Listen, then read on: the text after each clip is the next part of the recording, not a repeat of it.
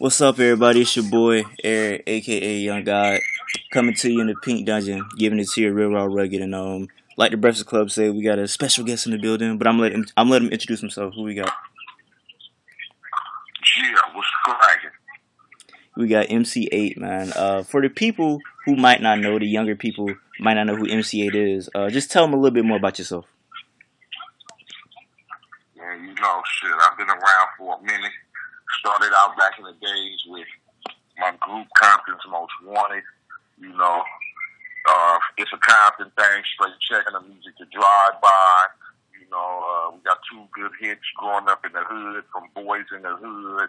Then I played AWAX and Menace to Society. Excuse me. We had to cut straight up Menace. And from there, Kendrick Lamar, DJ Premier, blah, blah, blah. Which way it's west. This is where we at right now. Facts. Before we get to everything now, before we get to the music, I just have a couple questions because I know you're from LA, right? Right. I'm from Compton. I'm from Florida, Jacksonville, Florida, to be specific.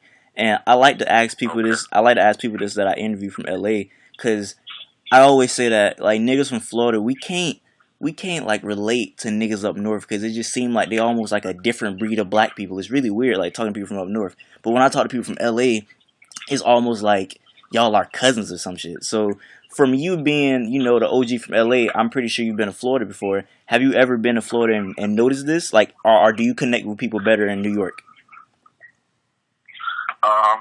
Actually, my father was born and raised in Tampa, Florida. Oh, okay, so okay. I used to go to Florida all the time, summer vacation, so I can relate to that all day. Okay, so you know what I'm saying. So you know what I'm saying. Exactly. I know exactly what you're saying. It's just that type of feel. Like, just like with us here, with guys. Excuse me. You good, but it's like with us here, niggas up in the Bay Area. Mm-hmm.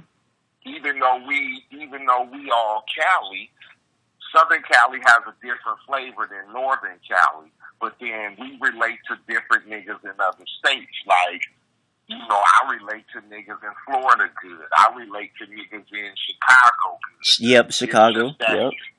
It's just that feel, I guess, because of the sort of element of niggas that we represent in these areas. Mm-hmm. You know what I'm saying? Mm-hmm.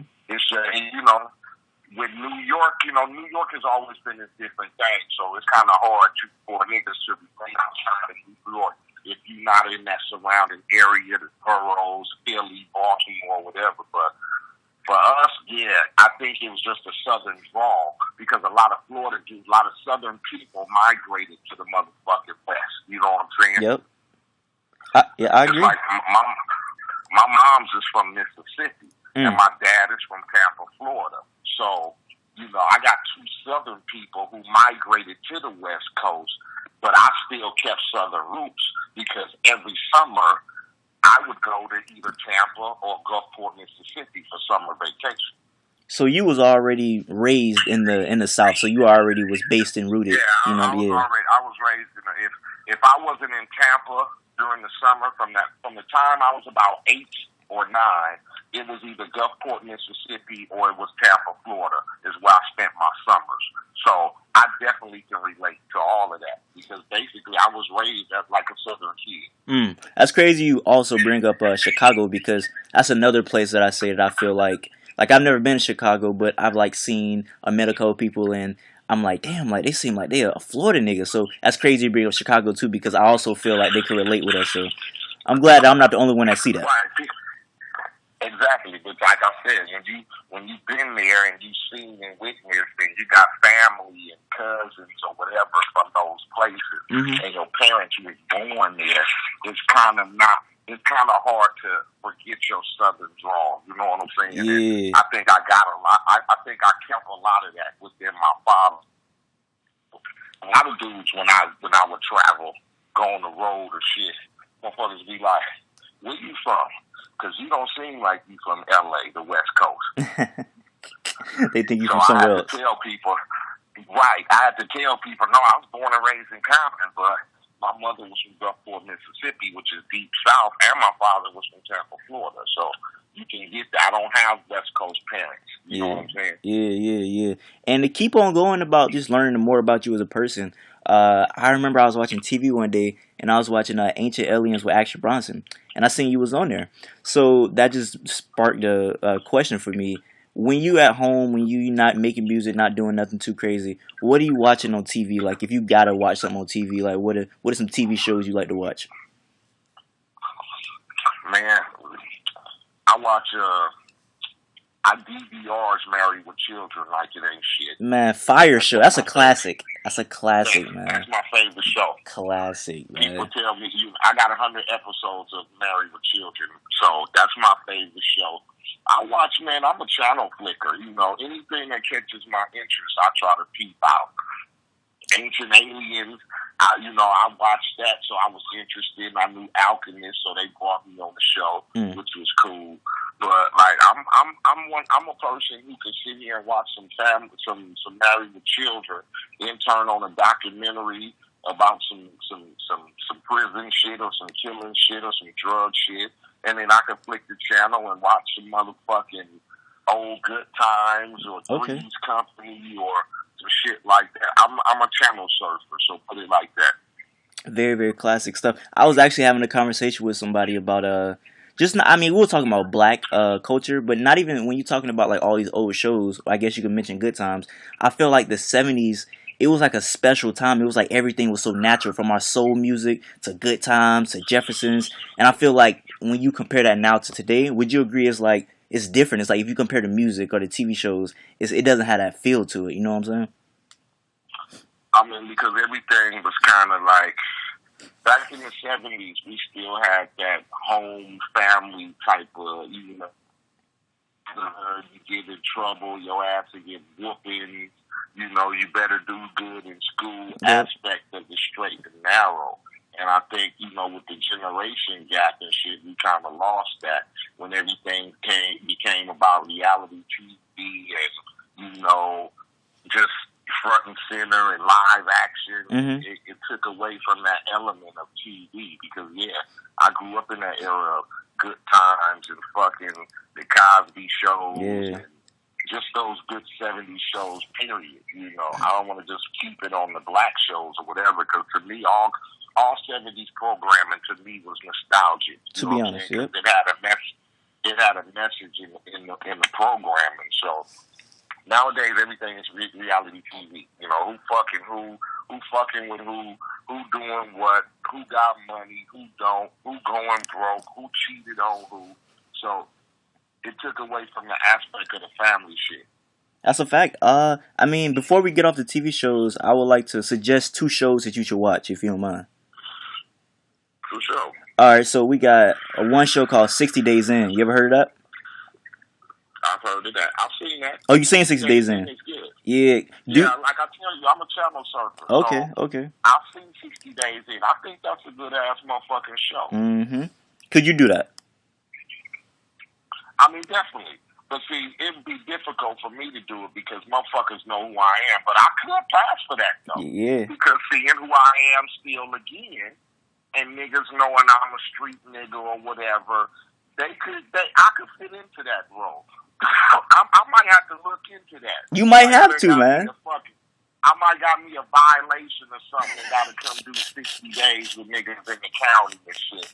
That would be some shit. Because niggas would never expect that. Not at all. That would be primetime TV right there. People would love to watch MC Eiht on 60 Days In. Seeing who I am, motherfuckers would probably be on some like he would be in protective custody shit, but I'd be like, no, put me in general population with the niggas. Yeah. Because I kind of gravitate. I gravitate with my niggas from the neighborhood, lockdown or whatever. So. I think I fit right in. I mean, I done been to jail, so it ain't no different. Okay. It ain't like I ain't never been to jail. I've been to jail multiple times, so shit, it's nothing. Okay. And then also, I would love for you to watch this movie. It's called Snow on the Bluff. You ever seen Snow on the Bluff? I've never seen that. Basically, it's a nigga in Atlanta. He got a camera, and he just walk around in the hood documenting everything he see. It's a crazy movie, so should watch Snow on the Bluff. I feel like Snow in the Bluff. on. I'll have to check Yes, that Snow out. on the Bluff. It's a Snow real on the gangster. Bluff. Yes, it's probably the best gangster black film that came out this decade. So yeah, I feel like you would like it. Okay, I'll beat that out. And are you a sports guy? Do you like any sports? I do sports. I watch sport. Well, I coach football, so I can say I'm a sports dude. Okay. Oh, you got a favorite football team? My favorite team, like I've been a Chargers fan all my life. Okay. I'm a Patriots fan, so you got a Chargers. We play y'all sometimes. Okay. Now going back to your childhood a little bit when you were growing up, what music were you listening to in the house?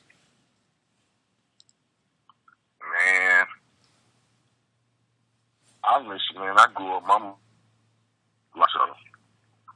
I grew up listening to Teddy Pendergrass, Shalimar, Marvin Gaye, Isaac Hayes. But my auntie was the music lady. Man, my auntie had like a garage full of records. So I mean, she would listen to shit like Millie Jackson, fucking Tyrone Davis, fucking my mom would bang like every weekend, like Bobby Blue Bland. You know, niggas, I mean, they were like those backstreet 70s groups, not just the mainstream. But like I said, one of my mom's favorite songs was Down Home Blues, Bobby Blue Bland, you know. So that's the music I grew up with, real soul music, not the one to just name call the mainstream motherfuckers, like you say. Everybody listen to Marvin, everybody listen to Isaac or fucking Earth, Wind and Fire or whatever, but we listen to Millie Jackson in my mom's house, my auntie's house, Bobby Blue Bland, Tyrone Davis, just those basic, just soulful, shit-talking motherfuckers. Yeah. Is who you get me? Yeah. You know, Millie Jackson used to talk shit on her records. See, it's crazy you bring that up because I'm super young. Like I'm 18, right? But my mom, she grew up, and I grew up in the house. She's playing all that stuff, and I feel like I feel like that I'm missing in music right now, like the shit talking like an R&B, like they'll slow the beat up. It ain't even rapping like somebody like Bobby Womack. Like Bobby Womack have a 18-minute song of him just talking shit. You know what I'm saying? So yeah. He gonna talk exactly. We don't have that no more because, like I said, R&B terms just like rap terms. You know, so it's kind of hard to get into the R&B, like you say, when you grew up, because you missed those soulful ass, you know, crooning motherfuckers who would sit there and talk shit about, you know, it'd be shit talking in they motherfucking message. Yeah, I got fucked up, I burned, you know, the bitch burned me with some hot grits and shit and blah, blah, blah, but I still fucking, you know. Nowadays, everything is just so motherfucking make-believe. You know what I'm saying? Like, for example, like, I was listening to Bobby Womack, If You Think You're Lonely Now. And after that, I review albums, too. So I had to review, like, an R&B album, a new R&B album. And I just wasn't feeling it. I'm just like, I can't go from listening to something like If You Think You're Lonely Now and then go that. You know what I'm saying? So, yeah, it's crazy. I mean, it's just like I tell motherfuckers, just like with rap, with R&B. I listen to the shit my mom listened to. My mom ain't finna turn around and listen to no fucking Trey Songz or fucking no The Weeknd or no whatever. No disrespect to a motherfucker, but it's just like niggas. Nobody captures that nostalgic feel of the yesteryears. And then people want to say, you know, you gotta adapt to the fucking times, but still, that shit was there. And it's not like it can't live today. So it's just that people gotta reminisce and people gotta go back and see what the foundation of soulful music is, and then go from that step. You know what I'm saying? Yeah. I mean, but I'm gonna come clean. You know what I think messed all that up? I think rap messed it up. I think rap, like, which is true. Yeah, so you agree with that? You think rap kind of because you gotta say singing niggas want to be rappers. Yep. You get me? You got a lot of singing niggas that rap persona. You know what I'm saying? The baggy jeans, the boots, the big chains, and all that. And definitely, I give it that because rap music is fucked up a lot of terms. But like I said, we a trend of followers and shit. Mm-hmm. So one thing follows the other one. Shit. I don't mean to interrupt, but when you think about it, rap was influenced in R&B, and it was still good. Like at first, like for example, like when Jodeci came out, like they were the thug singing niggas. You know what I'm saying? Because you had motherfuckers who still believed in the foundation of hip hop and where that came from. And you had niggas at the helm of some of those R&B motherfuckers. You know, so when you had hip hop niggas who knew what the foundation of hip hop was, behind these R&B crooners like Mary J. or Jodeci or fucking Bell Biv DeVoe, to Boys to Men, to, you know, all those singers that came through, Faith Evans, whatever, because those producers grew up on the foundation of hip hop. So they knew, you know, them motherfuckers listen to 70s music, and their parents listen to that soulful shit and all that. So they still had that connection. I agree. Well, before we fast forward, I have to ask you this because I'm a young person, but I love learning about new music. So you were saying that you was brought up on the underground soul music. So if you could just give me one or two songs, or anybody that's listening, one or two songs to listen to that we probably haven't heard, what would you suggest we go listen to? As far as back in the day? Yeah, back in the day. Because you said like your auntie had all like the underground soul music. I tell people, I mean, if it was for R&B, I tell people to just go listen to shit like, go listen to a Bobby Womack album. Go listen to a fucking, let me see, who else? And if you just on some singing shit, go listen to a motherfucking LTD album. Go listen to a motherfucking shit. Go listen to a motherfucking Roberta Flack, Donny Hathaway. Oh man, Roberta Flack. Tell me what, I've been listening to her for the past month. That's crazy you say that. Like, wow, that's crazy. Yeah, she's amazing. She's an amazing singer. Like I said, go listen to, you know, if it's women, you know, go listen to some Anita Baker. Go listen to some motherfucking, you know, Minnie Riperton shit. Go listen to some of them motherfuckers who really knew how to sing with shit. And wasn't about motherfucking computerized shit or whatever, you know, just soulful motherfuckers. I think that would help a lot of people find the direction.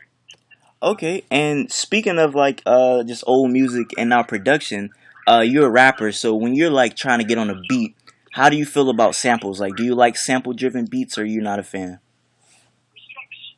It all depends. Shit, I like sample driven shit. I'm not gonna say I don't. Okay. But it all depends on what it is, and it got to be done right. I'm not. It was popular at the time. I've never been a fan of that. But whatever works for you, works for you. But if you're able to create something from taking a piece of something that someone never recognizes, and you're able to create a whole motherfucking arrangement out of something that nobody would have ever thought about, then I'm all for sampling. You know, the regular shit that's been there and done that and people use, I gotta stray away from that. But you know, like, I like to deal with producers who go to record shops, dig in the crate, show me a record that I'd never buy in a million years, and come back and go, look what I created by this one piece I took out of here. So I call that really producing, whether you using a sample or not. Now, if you just riding the whole sample for the song of its popularity, then that's a different thing. Anybody can loop a track. You know what I'm saying? There's a difference between looping shit and creating shit. When I think about like creating and digging in crates, I think about who we just talking about, Alchemist. He's like a legend for like getting a crazy sample you'll never think about and flipping it. So yeah, I see exactly what you're talking about. Alchemist does that shit. Premier does that shit. Our own producer DJ Slip does that shit. I mean, they the type that could go to a record store in Germany find a crazy ass fucking record and then flip it to where you got the hottest record in the country. And that's called creation. That's called, like, I'm not going to go take, something that's really already a song. And like I said, it's a difference between looping shit and just creating your own. And like, yeah, Alchemist, Premier, my man DJ Slick, my producer right now, Brent Sinatra, he's good at that. Okay, and kind of reversing back to the whole Southern roots thing. I don't know if it's Southern roots thing or not, but in my house or just around like older people, all I hear is a lot of gospel. You say a lot of gospel, a lot of gospel. So growing up, were you ever or still like listen to gospel? Like, how do you feel about gospel music? I grew up in a church. My mom we used to go to church every Sunday. So I'm keen to gospel music. You know what I'm saying? Mm-hmm. Because, like I said, if you was a kid from the South, you dang sure went to church. Yep. You know what I'm saying? So, and with being that Southern kid, we was in church every Sunday, and aunties and cousins was in the choir and all that. So, I'm very used to that. Okay. Gospel music was king. Gospel music was king. Andre Crouch and Shirley Caesar, mm-hmm. and going to the revivals and the choir shows and the choir little get downs, and I used to do all that as a kid. Yeah, I feel like that's every little black kid growing up in the South or whatever. You always in the church. But exactly. Yep. Fast forward a little bit later into your life, you get a couple acting roles. So that made me ask, were you an actor before, or were you doing music before? Like, which one? I mean, or no, I take it back. Which one interested you first in life, music or acting? I could say really. I could say music. Like I said, I was very keen to music back in the days with listening to the groups like Jackson 5 and 5 Star and Kids at Work and New Edition. So I was always a music kid, and I always wanted to be, get my sisters or cousins together, and we would listen to the group records and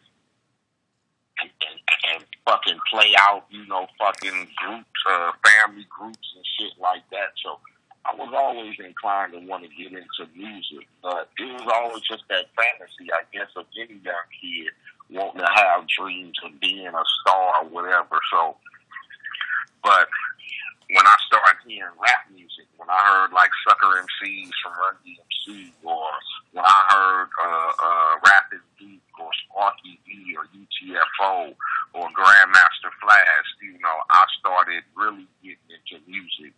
And around the time when Cotty T came out, and me being a young kid from Compton and him being from my neighborhood, the same neighborhood that I was from, I felt like I was given an opportunity to try to come up with some shit too. So that's when I first really started believing in trying to become a rap artist or whatever.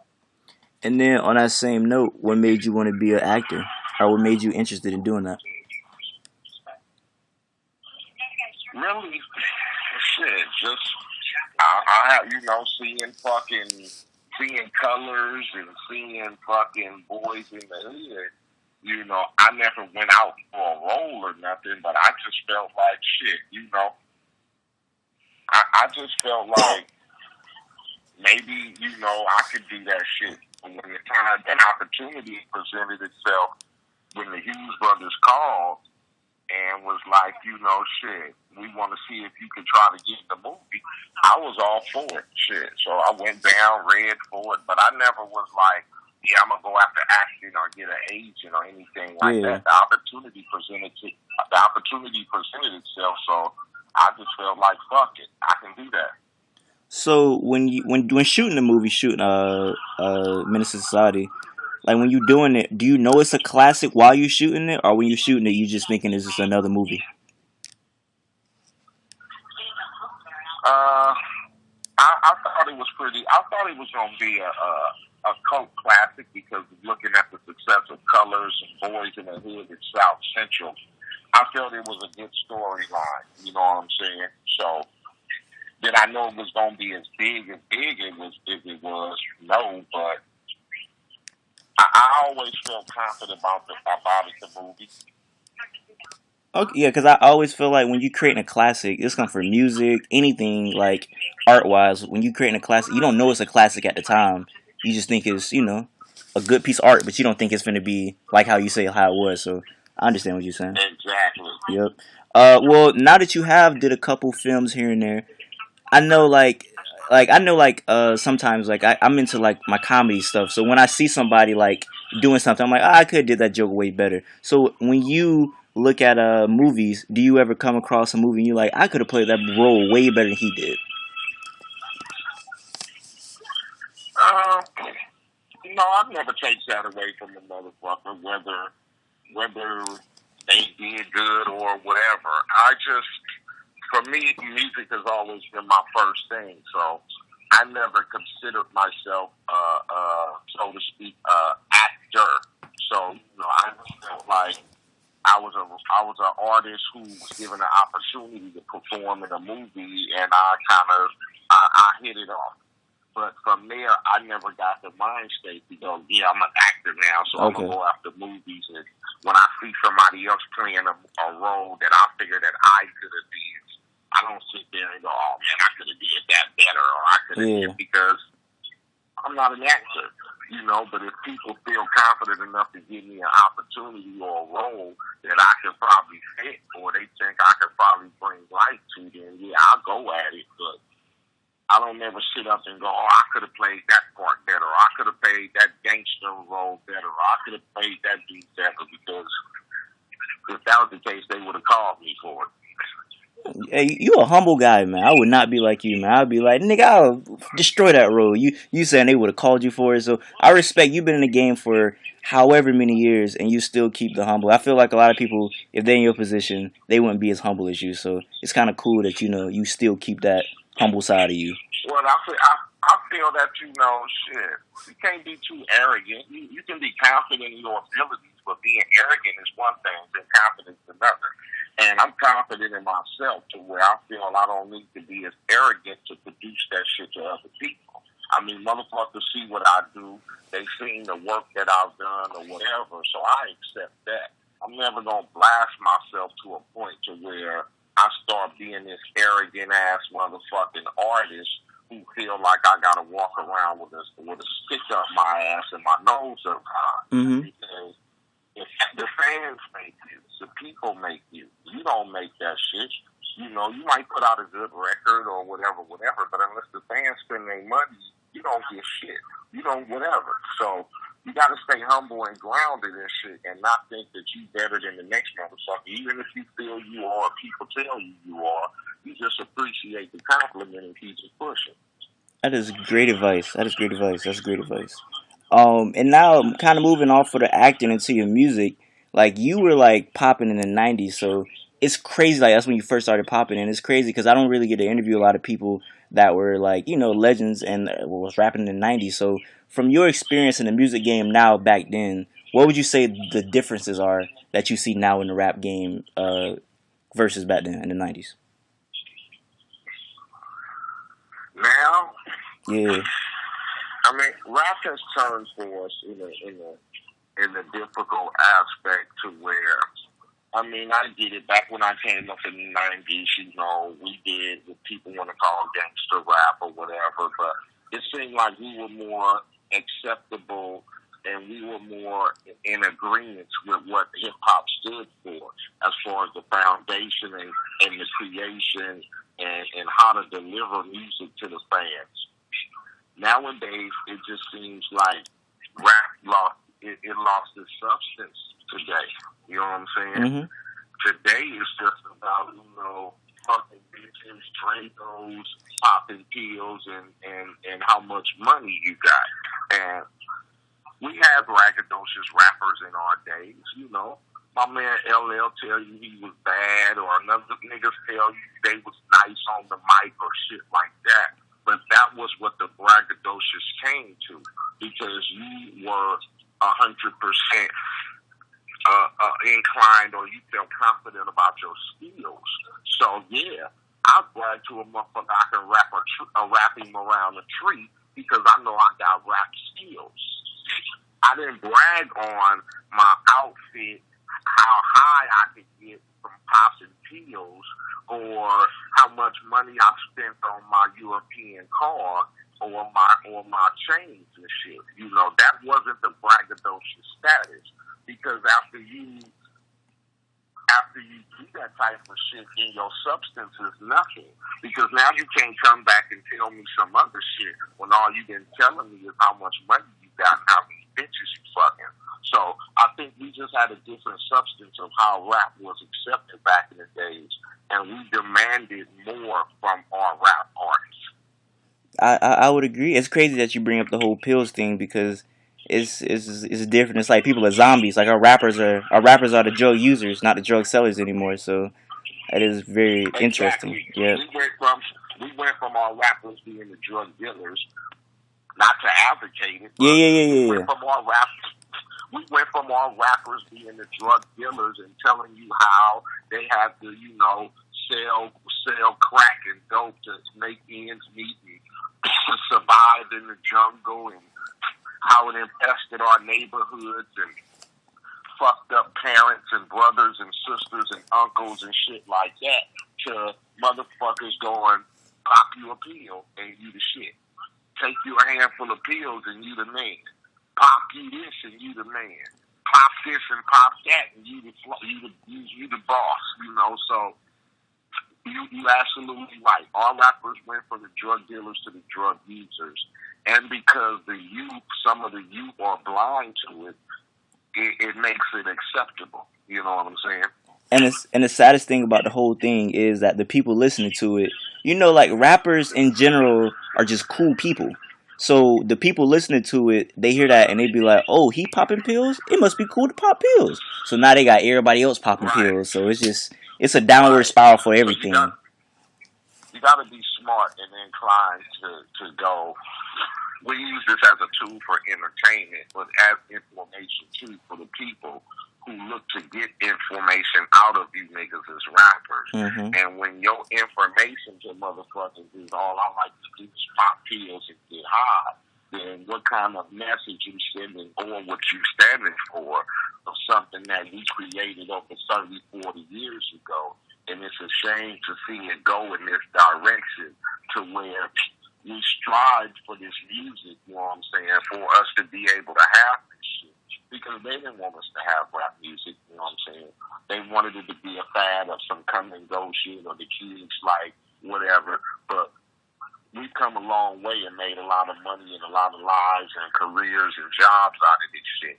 So to see it go to waste to a form of where there's no substance and no motherfucking respect for motherfuckers who died for being, you know, rappers. You know, we can have niggas die for this shit. Mm-hmm. So that's I agree. And still speaking on the 90s, what are some things that you miss and don't miss? Like, what are some things that you kind of glad faded away, and some things you wish you can come back for the 90s? I miss the realness in music. I miss the creation in music. I miss the message in music, and just the down-home goodness of music, period. You know, I miss the days of where, you know, a rap stood for something. But then, you know, in the 90s, we had a lot of controversy with rap because, like you said, a lot of gangers and ex-drug dealers and ex-gangbangers, and a lot of rappers stood for a lot of more, you know, controversy in my days back then. You know, you got controversy now, but it's a lot of make-believe shit, a lot of stage shit. And back in my days, you know, like I said, you know, I miss the days of the conventions when everybody would get together and promote their records and labels, would have parties together and all that shit. Rap had some sort of unity, even though we had our beats, you know, but then, you know, it was just a different feel for the 90s, you know. It was just a nostalgic feel of rap had come, you know, 20 years into the future back then, and everybody was maintaining and sustaining the hip hop culture, and it was just a beautiful thing. You know what I'm saying? I agree. And now from the fast forward to the '90s to now, we got MC Eiht dropping "Which Way Is West." Now, like I said, I'm an album reviewer, but I feel bad because I haven't got to thoroughly listen to this album like I wanted to. But what I caught off first listen alone, man, that Lady of Rage feature is crazy. Like she went completely off. So she slid on that whole thing. And then I'm listening to the rest of the album, and you just had amazing verses throughout the whole thing. So I just want you to tell me just a little bit more about the album, and just anything you want to share about the album. Well, we just tried to capture that nostalgic feel of the '90s with this record, which is why I called it "Which Way Is West." I just wanted to capture some of the nostalgic feel of the '90s when music felt important to me as an artist. And I just felt like, with all the shit that was going on today, we needed to get back to the yesterdays of feel good hip hop and what hip hop stood for. And I wanted to construct a project that was nostalgic of the '90s. Therefore, I went out and reached, and got people like Rage and D-Real and Corrupt and Big Mike and Bumpy Knuckles, the Outlaws, dudes whose careers in the '90s were at the highest of the highest, and they were leading their prospective genres in what they were doing as far as rap music. So that's what we went for as far as putting Which Way Is West together. We didn't try to do anything of what was catchy today or what people were doing or try to mimic something from what was out. We wanted to take you on a trip of the '90s and give you some of that nostalgic feel. And then, all the guest appearances, I felt like everybody put their 100% effort in the song. So we're coming to the music that we was going to use for the guest appearances. I really went the extra mile. Blink went the extra mile. Premier went the extra mile to try to capture everybody's feel on the track. So I think that's why the record came out so good. I agree. I can't wait to sit down and listen to it some more so I can, really digest it. But the last question before we get into the fan questions and we out of here, I like to ask a lot of people this, and it's not, like I said, it's rare that I get a '90s legends on here. So from your experience in the '90s or now, anything like any funny or crazy stories that you really never shared before that you've had with other artists or producers or something, just a interesting story that people may be interested in listening to. It could be anything. Man, interesting stories to me was like, I used to always, just inclined to just hanging out with other rappers or just on some friendship, just being able to go out and hang and joke around and have fun. And, one of my stories is we used to, me and one time, and, people would always think that Pac was this hard up, dude or whatever, but he was really a laid back dude. So, we used to ride together in the vans or whatever and go on tour. And he was a joke. He was a funny joker. You know what I'm saying? He liked to laugh and have fun. So that's what I like to tell people about not my experiences that I've had with other dudes. Pac and Scarface has always been two of my good friends, you know what I'm saying, in the business. Whenever we would see each other on the road, we would always generally just have a good time. Scarface was always one of my close friends. He would come to my house, kick it, fall asleep, we like actual relatives or something like that. So that's my experience with being with other dudes in the business. It's just having that general respect for each other and being able to, outside of the industry, being able to kick it like real homies. Okay. Well, we're getting these fan questions and we'll be out of here. Who we got? We got Tiny Tit Tina. She asks, what did he think about the Tupac movie, if he's seen it? I haven't seen the Tupac movie. Okay, you haven't seen it? I know a lot of people have asked me have I seen the Tupac movie, but no, I haven't seen it because like I said, I knew Tupac for who he was, what he stood for, and all the experiences that they're portraying in the movie. I kind of already knew about or already, experienced whatever. So Mm-hmm. I don't need to see it. Maybe I'll see it when it die down and the hoopla die down, Yeah. and I can just go watch a movie, whatever. So, but no, I haven't seen the movie yet, so I have no opinion about it. All right. Bagel Don asks, how did the track with Kendrick come about? Actually, Kendrick reached out to me and said he wanted to get me on the song. I knew about Kendrick from his Section 80 record that he put out independently. So I had heard about him, knew that he was up and coming, representing Compton, conscious, grew up in gang environment, but still was a conscious, young cat. So when he reached out to me, I just was like, yeah, definitely. And then, when I went to the studio with him, he already had the song ready, the track laid out, the direction of what he wanted to do with the record and blocks and all that. So it was a good experience working with him because it wasn't something like we just walked in blind and, let's just do something, whatever. He already had a concept and a direction of what he was wanting to do on the song. So it just made it easy for me in the studio. Okay. Versus you ask him how monumental it was ending the beef with DJ Quick. That was big because, like I said, we're coming from something that stood important for me back in the days of being a part of hip hop. We've seen a lot of controversy and a lot of negativity with our craft. So, but like I said, coming from gangs and coming from time and him being a blood and me being a Crip, it went deeper than just record shit. Like I said, we both were gang banging and our curse. So the beef went a little deeper than just rap alone. Mm-hmm. So it was very monumental to squash that beef because it enabled people to see how we matured as rap artists first, but just as grown men too. And that, nobody wants to see no negativity come to this situation. And plus we were both in this to represent Compton as a whole. So it didn't make any sense.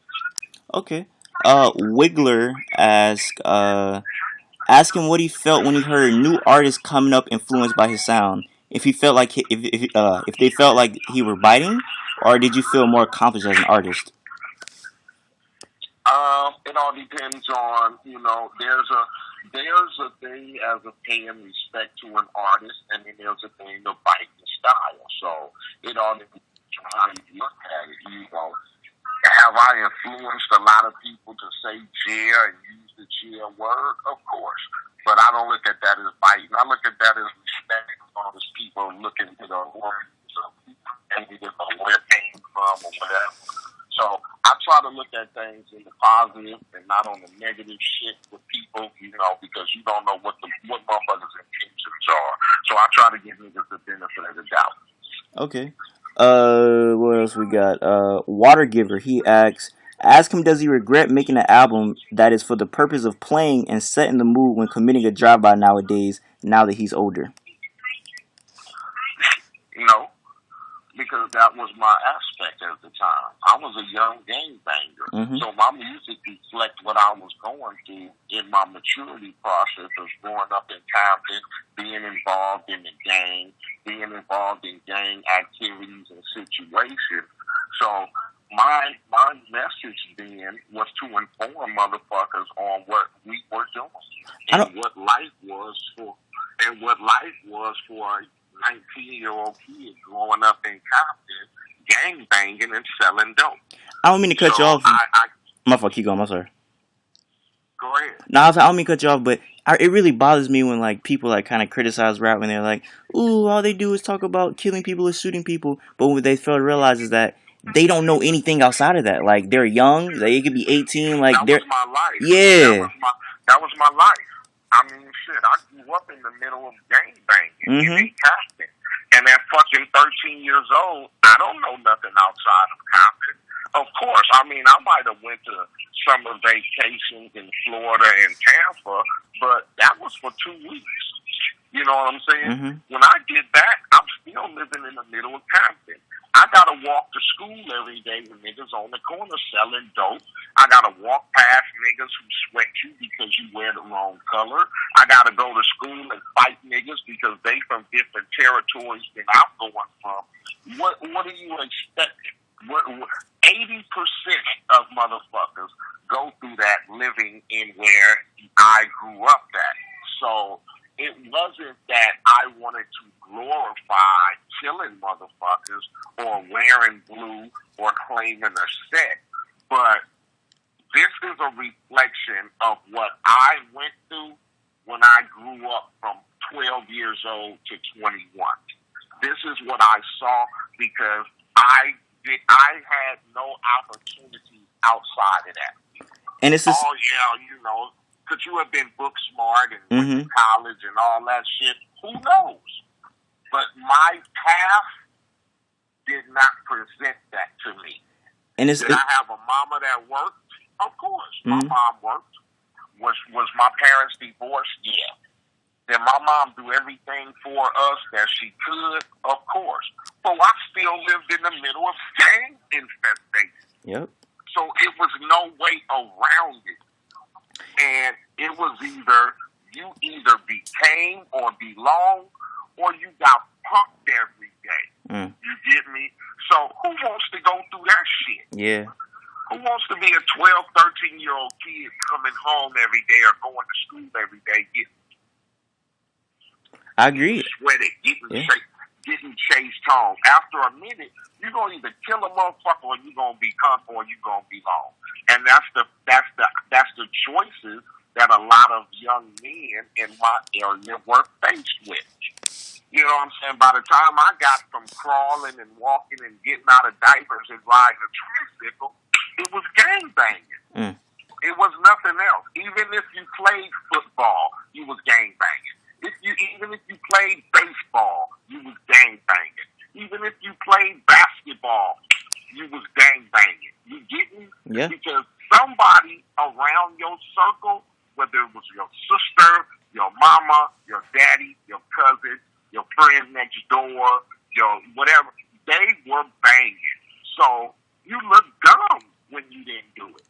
Fuck it, my sister do it, I'ma do it, my brother gonna do it, my uncle do it. It's like it's what you did. It wasn't a choice. Now, if I grew up in somewhere like Lakewood or Cerritos or somewhere where when I walked outside or went to catch the bus to school, there was no gangs. When I went to school, motherfuckers went to school to go to school. There wasn't a group of gangster niggas hanging at the lunch table or over by the front gate or blah, blah, blah. If I grew up in that area and never was introduced to it, you might not even see an MC Eiht today. But that experience is what made me the motherfucker I grew up to be, who I was, and it also made me transition as a man to see a lot of shit was unfucking avoidable as a youth. I like to use the example like somebody like Vanilla Ice. Like Vanilla Ice rapping about like girls and money or whatever he's seen when he was brought up.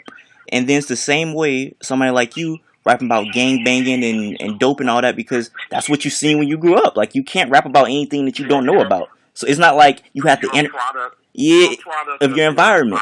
And it's different because the 90s y'all didn't have the internet. So it's not like y'all could just see money and stuff and rap about stuff y'all don't. Y'all just rapping about literally what you wake up and see in real life. So it's different. So you goddamn right. Yep. So yeah, I agree. A lot. Like you said, there's the internet, there's all that shit. So fuck it. If I want to rap about motherfucker, I might not have a fucking dollar in my pocket.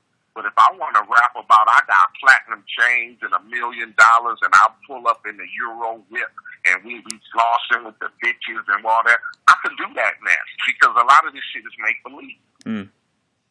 I agree. Let's roll into the next fan question. We got a couple more left. 313 for Life asks, where's his original DJ and production team he had in the 90s? And why doesn't he use the same sound he did when he became successful? And I tell people this.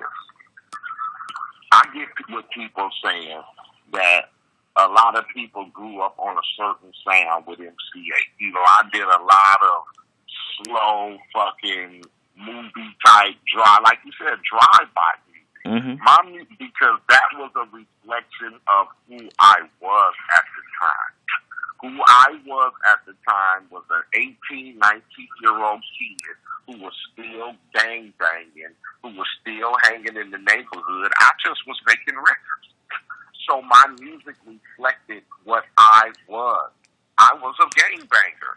I was a nigga who talked about drive-by killings and fucking fuck the police type of shit and selling drugs and mamas overdosing and daddies being in prison. I did that. But you can't expect me to do that now, today. Because I don't do that today. Yeah. I don't hang on the block. I don't fucking, I still go to Compton and see my niggas, but I ain't out there selling dope. I mean, I go still see my niggas, but I ain't over there waiting for a nigga to come through for a drive-by. I mean, I'm not going to jump in the car 5 niggas and go pull out a motherfucking AK out the trunk and spray the block. So my music has to reflect what I am today, and that's just a grown motherfucker. So I'm gonna give you some grown-up West Coast music that's nostalgic of the 90s, and that's what Which Way Is West is.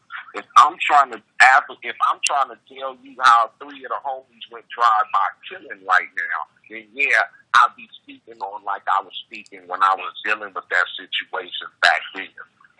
But this is a time right now in music where we just need some motherfucking true hip-hop, straightforward music, straightforward lyrics, and nostalgic of the feel of the 90s. So that's why. And that goes back to what you were saying about niggas making make-believe music, you know what I'm saying? Niggas just rapping about anything. So, obviously, you're not into making make-believe music. You want to make music that reflect what's going on with you in 2017. Because it makes no element. Mm-hmm. It's no substance behind make-believe shit. Like, yeah, you can sell them up with their dreams, but pretty soon they gonna wake up. Mm. And that's what you're going through right now. A lot of people are coming out of that motherfucking pill popping, drinking induced haze of making it rain in the clubs and flossing, and people are waking out of that haze knowing, like, really, this is what we've been listening to? Like, you know, what happened to the nostalgic music of storytelling and having a good time and not being so flamboyant with money and fucking bitches and being drug addicts and shit? So, you know, people are at that stage. I agree. Last fan question we got comes from Young NATO. He says, always been a big fan, keep pushing on, but I have a question. Who's your favorite porn star? Porn star? Porn star. I don't have a favorite porn star. No favorite I ain't gonna lie and say I've never seen porn or looked at porn, but I don't have a favorite porn star. I think that's pretty deep to have a favorite porn star. You know what I'm saying? Yeah. That's somebody who's really into porn, like, you know, favorite porn stars, going to the award shows and all that. That's really a fan of porn. You know what I'm saying? Like, Yeah. I don't think nobody can say that they've never glanced at a porn movie or watched a porn movie before, unless you're just a straight ace, and there's nothing wrong with that. But to motherfucking know people and be like, oh, that's Amy or that's Anna and that's so and so, and she got movies, and I went to that's kind of deep. So no, I don't have a favorite porn star. Well, hey, man, that was the last fan question. So before we get out of here, anything you want to say before we wrap this interview up? Any last words? I mean, you know, the new album is out now, Which Way Is West. We're getting good response from it, so I want to thank the fans for being able to accept a normal record in this day and time of, you know, having so many choices to choose to listen to and spend your money. So I respect that, and people can reach me on Twitter at 808. You can reach me on Instagram at 808, on Facebook at 8 Compton. You know, get a record a chance. If you ain't heard it, take a listen to it. I think it's something you'll really enjoy. All right, well, hey, that's the last word. Until next time, y'all already know I say what I mean what I say. Haters gonna hate, and players gonna play, man. Holla at your boy.